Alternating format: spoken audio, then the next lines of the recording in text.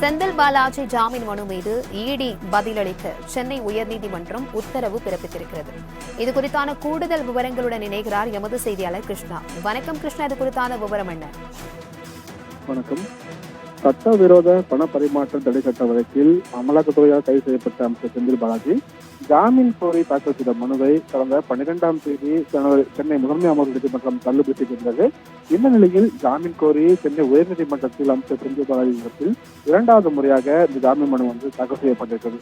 அதில் வழக்கு ஆவணங்கள் திருத்தப்பட்டுள்ளதாக என்பதை விசாரணையில் தான் நிரூபிக்க முடியும் என முதன்மை அமர்வு நீதிமன்றம் கூறிய கருத்து தவறு என்று அந்த மனுவில் கூறப்பட்டுள்ளது.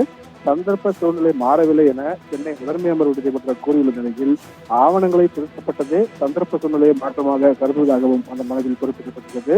இந்த செந்தில் பாலாஜியின் இந்த மனு நீதிபதி ஆனந்த் வெங்கடேஷ் முன்பு இன்று விசாரணைக்காக ஏற்றுக்கொள்ளப்பட்டது. அப்போது ஜாமீன் கோரி மனு ஆவணங்களை முழுமையாக தான் ஆராய்ந்து விட்டதாகவும் கடந்த முறை மறுத்த பிறகு சந்தர்ப்பங்கள் மாறியதாக தெரியவில்லை என்று நீதிபதி ஆனந்த் வெங்கடேஷ் எடுத்துள்ளதாக தெரிவித்தார். பின்னர் அவரது சகோதரர் செந்தில் பாலாஜியின் சகோதரர் தலைமறைவாகி உள்ளார் என்ற அடிப்படையில் அமர்வு நீதிமன்றம் இந்த வழக்கை தள்ளுபடி செய்துள்ளதாக செந்தில் பாலாஜி தரப்பில் ஆஜரான மூத்த வழக்கறிஞர் ஆரியம சுந்தரம் காணொலி காட்சி மூலமாக தெரிவித்திருந்தார்.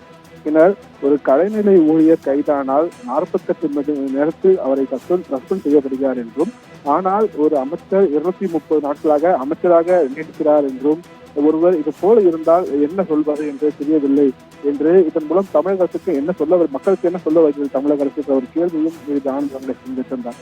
சட்டம் அனைவருக்கும் சமம்தானே என்றும், இதில் உச்ச நீதிமன்றம் அமைச்சர் பதவியிலிருந்து நீக்க மறுத்துவிட்டதாகவும் அமலாக்கத்துறை பதிலளிக்க அவகாசம் வழங்கி வாதங்களுக்கு கேட்பதற்காக நேரம் ஒதுக்க வேண்டும் என்று செந்தில் பாலாஜி தரப்பில் கோரிக்கை வைக்கப்பட்டது.